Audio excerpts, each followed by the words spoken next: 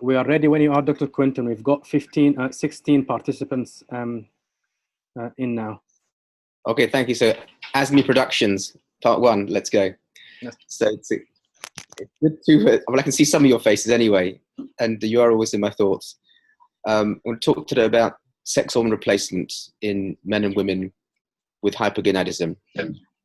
Part of this is going to be very much a practical how to do, and you know me, I'm lazy. If I can find a simple solution, I'll find a simple solution. But in areas that are kind of trickier, I've gone into some of the available data underlying. Oh, that way. Okay, sorry, this way. Okay, right. So so a little bit about testosterone, synthesis and bioavailability. So there's diurnal variation in secretion, except in old age. Peak levels 8 to 9 in the morning.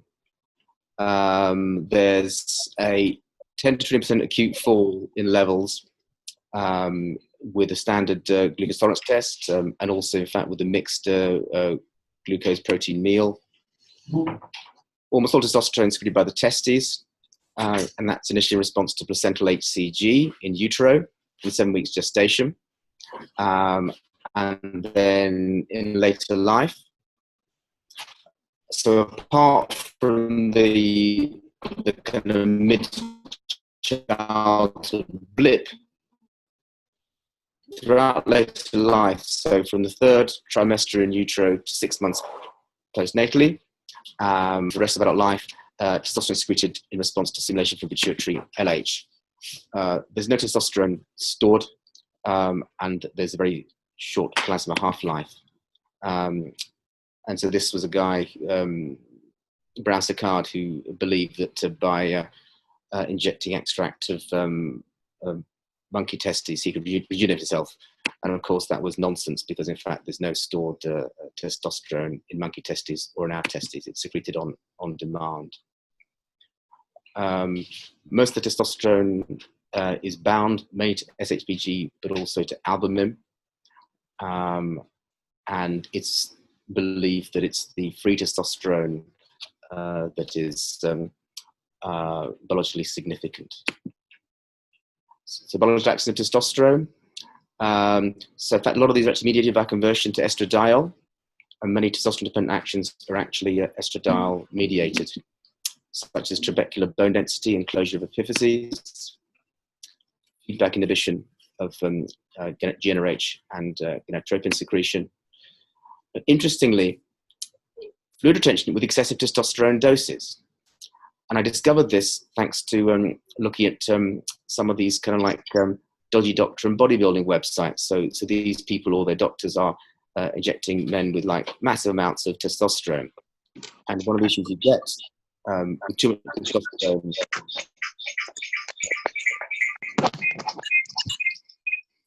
Nice violin there. One of the issues you get with too much testosterone, or actually too much growth hormone.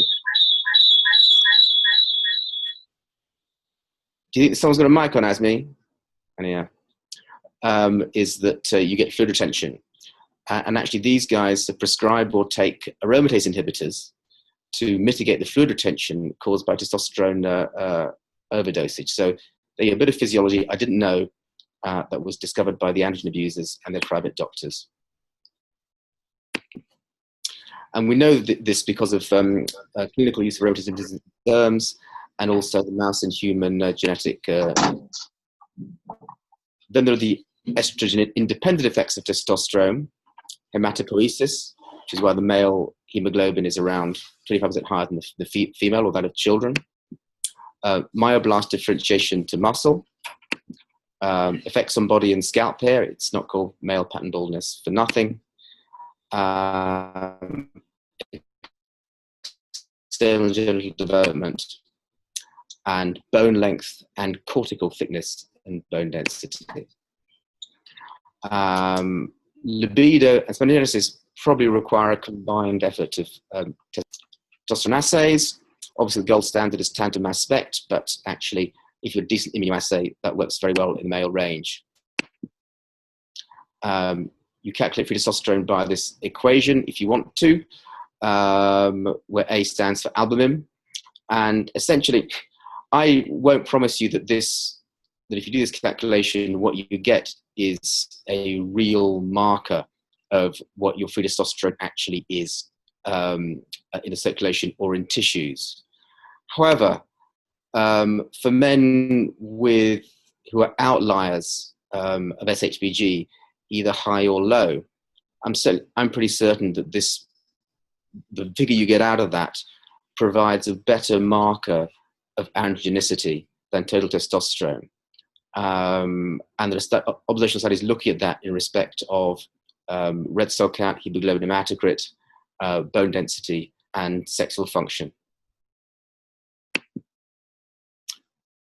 Dave Hanselman in Sydney vigorously disputes that, and every year he has some bust up endocrinologist at a conference about the free hormone hypothesis. What are your kind of highest HBG states? Liver disease, anticonvulsants, thyrotoxicosis, estrogens, old age, and situations of low BMI or low fat mass. What are your lowest HBG states? Hyperinsulinemia, prediabetes, obesity, hypothyroidism, and use or abuse of androgens. How may you present across the male lifespan? So this varies. You can present in utero, neonatally, at the time of puberty or failure to go through puberty, later in adult life, and finally in old age. And this may be because you develop the hypogonadism later in life, or maybe because it was missed earlier on and picked up only later. So where to find hypogonadal men? So sex dysfunction, fatigue, pediatric genetic syndromes, child spermia, particularly cancer survivors, some are orchidectomized, some may preserve one testis, but it's often subfunctional, and Klinefelter syndrome, which is about 1 in 600 male neonates. And finally, remember osteoporosis and fracture, and anemia and frailty. So just to say, I'm just wondering whether actually this is the talk I'm meant to be giving, but it's still moderately interesting, and I hope you'll bear with me. I wonder if there's been a glitch, but so if I don't end up talking about what I promised to talk, I hope it'll still be moderately informative. Anemia, really important. It's your real wallpaper match for hypogonadism in adult male, and particularly if you see osteoporosis as well. That is your go-to diagnosis until proven otherwise. So I love this National Gallery. I like this very much. So there's Venus looking a little bit like, hey, what was that about? And Mars looking completely shattered because he knew exactly what that was about. A little like baby sort of like, what do you call them, goatee things holding the phallic spear. So we see that the little baby goatee things have got hemoglobin hematocrit in that range. Venus is fairly similar, but obviously Mars is significantly higher, and that's all due to the effect of testosterone.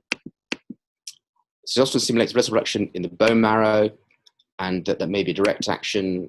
It may be indirectly via increased renal erythropoietin secretion. It may be due to a hepcidin-mediated mechanism. It's not totally clear. And testosterone is associated with low hemoglobin and hematocrit, such as hypogonadism, childhood, or being female. And remember that too much testosterone causes erythrocytosis or polycythemia. So again, I'm sure this is definitely not the talk I meant to give you, but again, I just finally realized it's pulling through. But again, I hope it's going to be moderately interesting. And we know from the anemia testosterone trials that around a third of older men have unexplained anemia. Amongst men with low testosterone and anemia, whether you thought you knew the cause of the anemia or not, then actually testosterone supplementation will restore normal hemoglobin and hematocrit. The testosterone trials were a whole bunch of linked trials run by Peter Snyder with some overlap.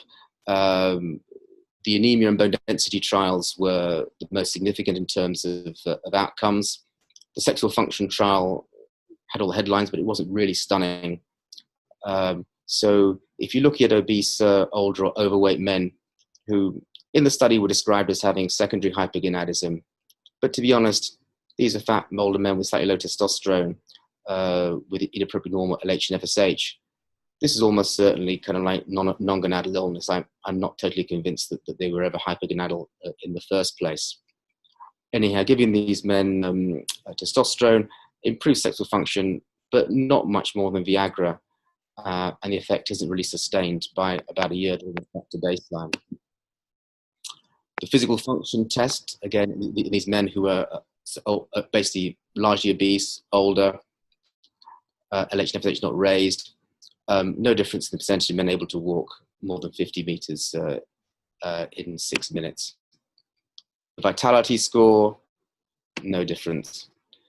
Coronary atherosclerosis, well, here's the concern. Because actually using CT imaging, testosterone seems to worsen in these men with coronary artery disease, although there were some caveats to that. And just think about what's the risk of antigen-induced high red cell count. We've got no direct evidence, but actually we have very good indirect evidence from the Copenhagen General Population Study, where they looked at men and women in the population. They excluded those with myeloproliferative or obvious inflammatory diseases.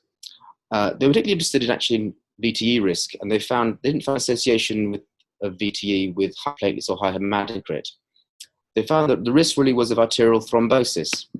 And effectively, they did was they compared the highest centile, the top 5% for platelets and hematocrit, and they compared those for platelets. Your top 5% had 80% increased risk of stroke, and for hematocrit, the top 5% had a 50% increased risk of myocardial infarction.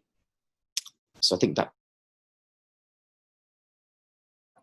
goes somewhere to explaining some potential risks associated with giving a bit too much testosterone to men with pre-existing cardiovascular disease.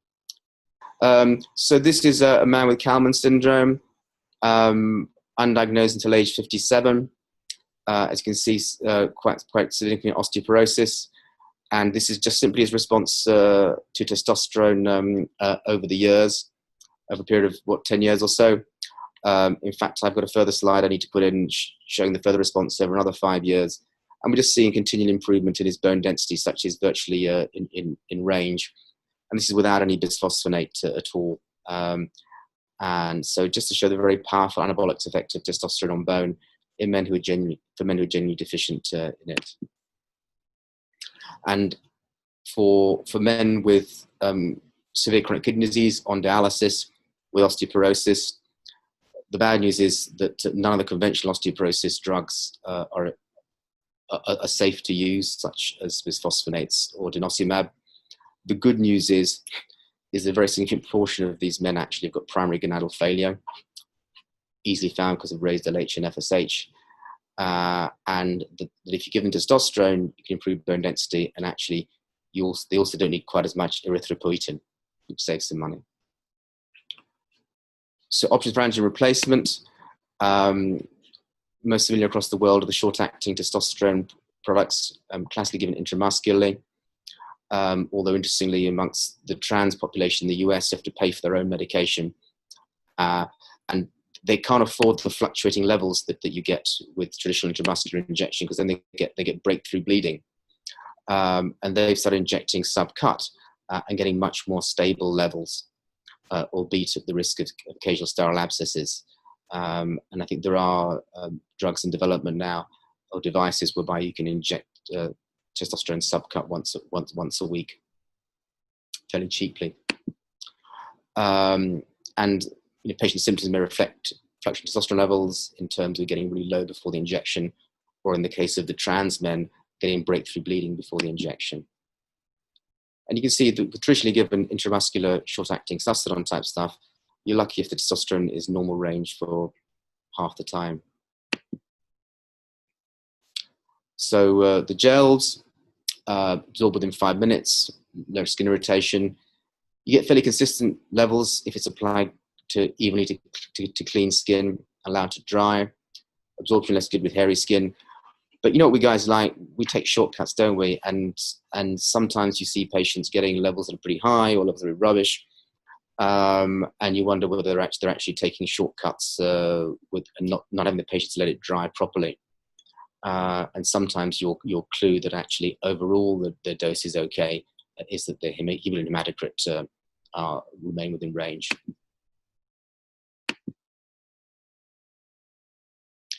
Important not to have skin-to-skin contact with children or female partners while it's still sticky. And I'm told that in tropical climates, it stays sticky for rather longer, so it's not hugely popular in Malaysia or India.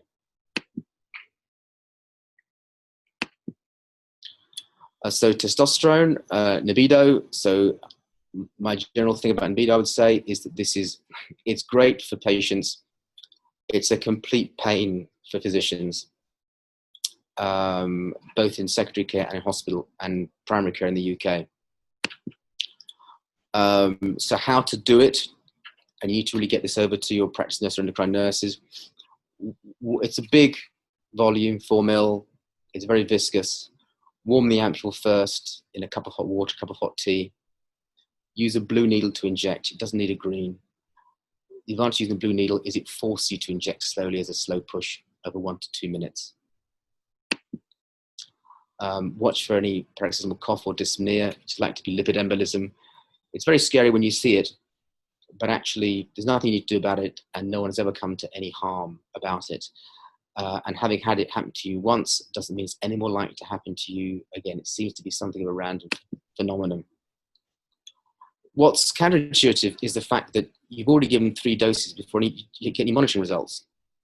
So roughly speaking, your first 2 doses 2 months apart. The data sheet says 6 weeks. That's probably too soon. Then wait 3 months or 12 weeks to your 3rd dose. Do the bloods, monitoring bloods, just before giving the 3rd dose.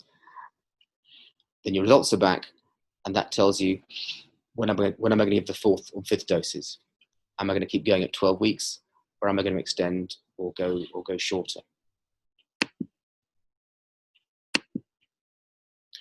And you may need to keep on adjusting the injection interval according to trough bloods. Achieving a steady state may take 2 to 3 years. You don't need to do blood tests every injection, every 2nd, 3rd, 4th. Gradually, you extend. Eventually, patients will be doing it perhaps even every 5th or 6th injections once they're in a steady state. If you follow the data sheet and keep on banging this in 12 weeks apart, there's quite a high chance that you'll cause patients to develop polycythemia. I have some patients whose dose interval is around 5 to 6 months.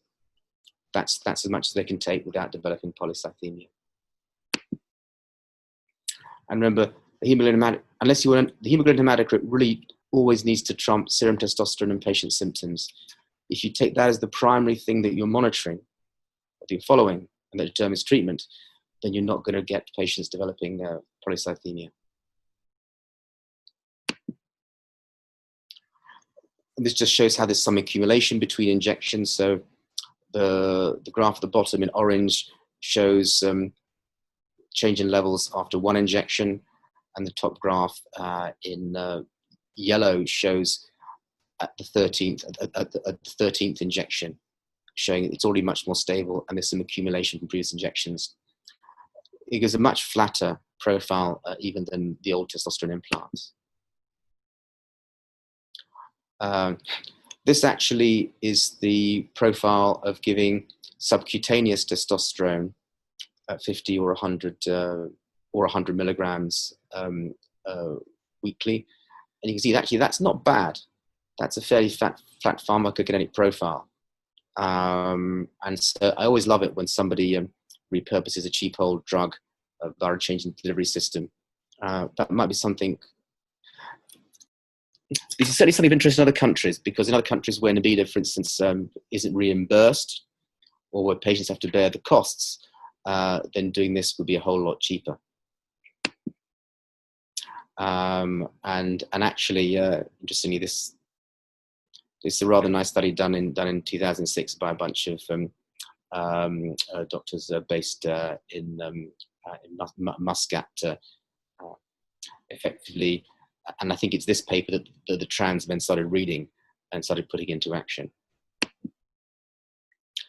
So for men who've got secondary hypogonadism or central hypogonadism, your other option is to give them indirect androgen replacement. So you give them chronic gonadotrophin to stimulate the testes to make their own testosterone. Now, in other countries in the world, HCGs very available and filthy cheap. Here you can see you can buy it from a shop called shopmusclefit.com, and I think you still can in the UK. But actually, for NHS prescriptions, this is now unavailable, and it's because we only ever had one license holder in the UK, which was Merck, and they decided to make it unavailable in the UK. This used to be about like £2 to £5 an ampule, very cheap. And your dose would be something like 2,000 to 7,500 units subcut a week, split into 2 to 3 doses, achieve very stable levels. And this is Ovitrel, which is the new expensive replacement. So this is designed to 24. Basically, I think it's basically an insulin syringe actually that's been hacked. 24 clicks gives you the full dose. If you're going to use HCG on these patients, then you need to monitor estradiol levels as well as testosterone and hematocrit, because your first marker of overdose is you push the estradiol level high, and that gives a risk of gynecomastia. And the other advantage is if you want fertility, it doesn't suppress the sperm count and might even improve it slightly. And if you're a patient with full-on central hypogonadism, then adding an FSH can really optimize the sperm count. There's a lot of stuff on the internet about using selective estrogen receptor modulators and aromatase inhibitors. This is not going to work in a patient with a pituitary tumor. It's not going to work in a patient with congenital hypogonadism like Kalman's. But some with functional hypogonadism, because of severe illness, obesity, or because of opiates, yes, it can kind of wake their axis up simply by blocking the estrogen negative feedback. I would say that you should avoid clomiphene in men who are obese because of the risk of thrombosis, and you should avoid anastrozole in men who are skinny and at osteoporosis risk. Some patients may get hot flashes and sweats, and it won't improve the libido because that's, of course, partly estrogen dependent.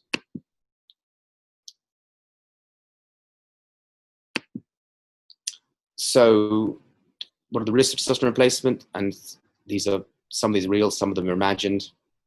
The very real one is polycythemia and thrombosis risk, particularly, I would say, in Klinefelter men and in trans men. So Klinefelter and trans men are most prone to getting venous thrombosis, and therefore they're the ones we really have to be careful with keeping the hematocrit down. It may exacerbate benign prostate hypertrophy. It may unmask occult prostate cancer. What's never been described really is induction of any de novo aggressive prostate cancer, any personality change, aggression, or hypersexuality, or liver disease. All these things might be in the BNF, but actually it's urban myth. If they happen, there must be another cause. Priority monitoring therapy, like location, location, location. Hematocrit, hematocrit, hematocrit.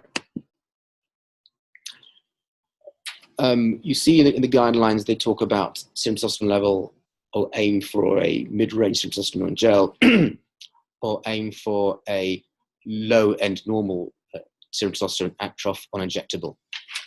I would preface that with the key phrase, all other things being equal. And sometimes other things aren't equal. So for instance, you may wish to achieve a mid-range serum testosterone, but actually, if your hemoglobin and hematocrit are high, you'll have to settle for a lower one. Similarly, in a young man with rubbish bone density, actually, how much testosterone are you going to give him? You're going to give him as much as you can to improve his bone density, short of causing his hemoglobin and hematocrit to rise abnormally. So the statements about serum testosterone level, you know, mid-range for gels, low normal for injections at trough, a little bit motherhood and apple pie, and it depends on all other factors being equal. I'll give you the rough story about prostate cancer screening, which is that actually you could say that there's no reason to do it at all unless we just, if we're not doing it in the normal male population, PSA screening, why should we be doing it in hypogonadal men? But unfortunately, all the guidelines say that we should, and the question is, how should we do it? I think there's increasing consensus that digital rectal examination in our hands is a waste of time. It's only a useful screening tool if you're good at doing it regular like a urologist, and also PSA is much more sensitive. All you'll pick up by doing digital rectal examination is one of the very rare non-secretory PSA negative prostate cancers, or you might detect an incidental rectal cancer. And actually being hypogonadal doesn't particularly protect you against developing prostate cancer. It's probably because the androgen receptors in prostate tissue are already fully saturated at moderately low serum testosterone levels. So this is what I would suggest. You do the PSA at baseline and after 6 months therapy, and thereafter you check every 1 to 3 years, depending on how your PSA levels go.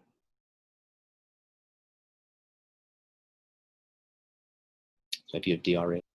Thank you very much. Happy to take any questions now if that's possible with Asni's technology. Thank you very much, Dr. Quinton. So if anyone has any questions, you can unmute your microphones and then ask the question. So thank you, Dr. Quinton. This is Aziz here. Actually, I have 3 questions. What's your experience, Dr. Quinton, with oral testosterone replacement therapy like the Ristandol? Don't ever use it. Right. The second question. If you have to use it, you'd have to take 2 capsules 4 times a day to achieve remotely adequate levels. Right. So either you use it way above what the BNF suggests, or you never use it. Don't ever use it. Third question? Yeah, so the third question, is there any explanation that the people with hypogonadism tend to have like the osteoporosis mainly severe in the vertebral bone? Yeah, so the vertebrae have got more trabecular bone, and it's trabecular bone that has a faster turnover that's more sensitive to lack of sex hormones. Yep. Okay. Any other questions, guys? Right. So I've got a few questions, but I'm just gonna throw them as and when. Are there any moves in the horizon to change the national guidelines? None, because none, because these your best guidelines would be those for the European guidance for congenital hypog. Sure. Those are your best guidelines, even though I would say the doses are not as good as they might be. I think this is in a sense where if the evidence isn't great, as an endocrinologist, you fall back on the first principles, which is the endocrinologist is to restore the normal hormonal milieu in the best way that they can. Right. And that's your first principle of endocrinology. My other question is about the, going back to about the curves between dose number 1 and dose number 13 on the depot injection. Yeah. Is that something that we can use to reassure patients if they come in still having symptoms after 3 or 4 doses, that We just need to press on with this, and we will achieve that effective concentration around about the 13th dose. Well, what I tell them is, the great thing about is libido. It's a little bit like driving a super tanker. So if you're like navigating a super tanker, and you want to turn left, you have to turn the rudder 10 miles back. Sure. You have to do a lot of advanced planning, and you say, the great thing for you is you only get an injection every few months or so. The difficulty is that you may need to be patient. Yes. Any other questions from anyone else? Oh, one of the top something that's turned up in the last year or so.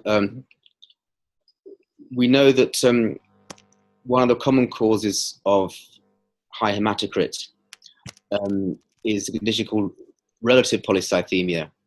It's where it's not as if there's actually an increased red cell mass. It's just there's a reduced plasma volume. And that's something that you see particularly with your insulin-resistant kind of vasculopaths, where effectively they've got like a high resting vascular tone, and they're in like a vasoconstricted, low volume, low vascular state. And so I've had some luck with these men where they've often had kind of like borderline hypertension, which kind of maybe the GP was ignoring. And I said, you know what, let's start you off on a Cinepril 2.5 milligrams at night, lower the blood pressure and act as a vasodilator. And so far so good. We've often found actually the hemoglobin hematocrit coming down into a happier range, basically because we've vasodilated them and we've increased their plasma volume, and so we've hemodiluted hemoglobin. I've got a question, Dr. Quinton. Yeah, sure. Maybe stand a bit closer. Yeah.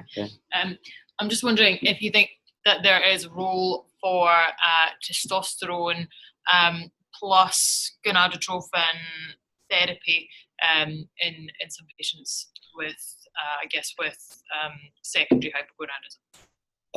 Not really. No, I mean that's commonly used by bodybuilders and by some private sector doctors. It's called stacking.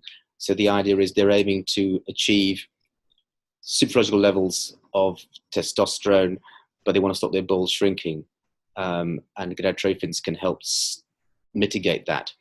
But really, if you want to achieve fertility, the gonadotrophins alone are what will do it.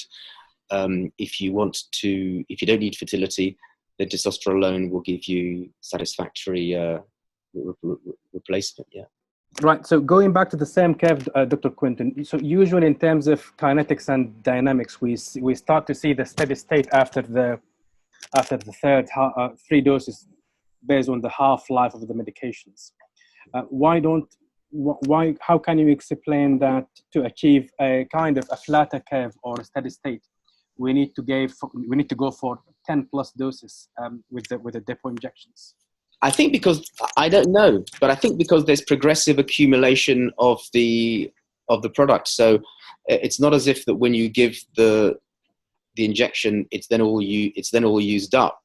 So you have to imagine that if you've had maybe 13 injections, you've got maybe 13 little depots of different amounts, all releasing slowly.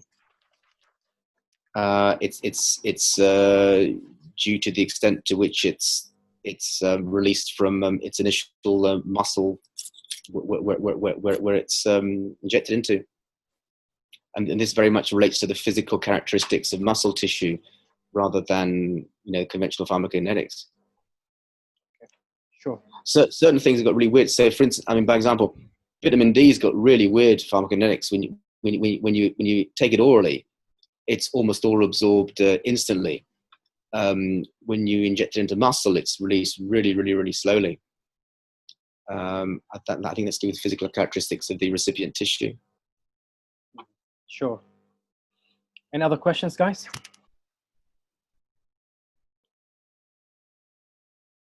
Yes, please, Azmi, if you don't mind. Yeah, of course. Of course.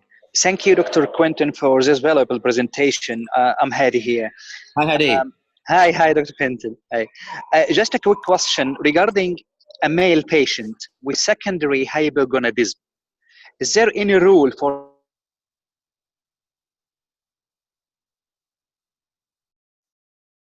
during a child? Shall we start directly with FSH and LH, or there is a rule for testosterone as well? Well, it all depends on what. So testosterone will have no effect on their fertility. Yes, but shall we put the patient in order to, improve symptoms, whatever is there? It all depends what their product is on and how old their wife is. Okay. So the crucial factor is actually how old their wife is. Yeah. So if their wife is in her late 30s, in fact, they need to go down the fertility pathway pretty well straight away. You haven't got time to waste. Yes. Okay. Yeah. But I mean, sometimes the pediatric colleagues will ask me to what I think about gonadotropin treatment in teenagers to take them through puberty. Yes. My own thought is that it's hard enough going through puberty anyway with testosterone without the discipline, and it's a real discipline of doing gonadotropin injections several times a week. And I would rather there was safety through puberty with testosterone, and then a bit more adult, a bit more mature before we have this discussion. Yeah. Right. Excellent. I think Sue is telling us that the room booking is running out. Is that right, Sue? So I guess there's time for like the last question, if anyone. Right. Does anyone have a burning question? Otherwise, I think I can collect all questions on my email, and then I can send them to Dr. Quinton, and maybe he can get back to us within the next week or two, based on how busy he is. Otherwise, I'll just leave a last word for Dr. Quinton before we close. So many thanks for this. It's a pleasure to hear from you again. I do miss you all. I hope we'll all meet up again in person in better times. Big hug to you all. Sure. Thank you very much, guys. Thanks, Dr. Quinton. Thank you very much, Dr. Quinton. Thank you so much, Dr. Quinton. Thank you. Bye-bye. Thank you, Dr. Quinton.